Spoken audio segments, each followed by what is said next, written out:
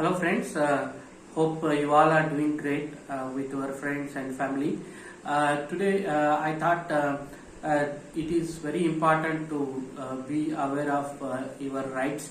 Once you know what are your legal rights, then only you will know that whether somebody has infringed your right, whether you have been cheated or not. You will get to know only when you know what are your constitutional rights, what are your civic rights, what are the rights given by state legislation, what are the rights given by central legislation. If you are aware of all this as a citizen, you will really enjoy the freedom and independence of being in a democratic state.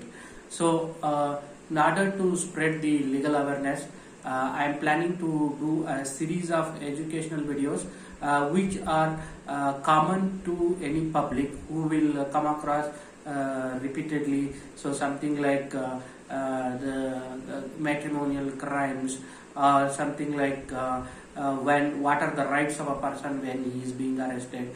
So I will do a series of videos. If you have any specific topic or anything that you want to discuss, that you can leave it in the comment.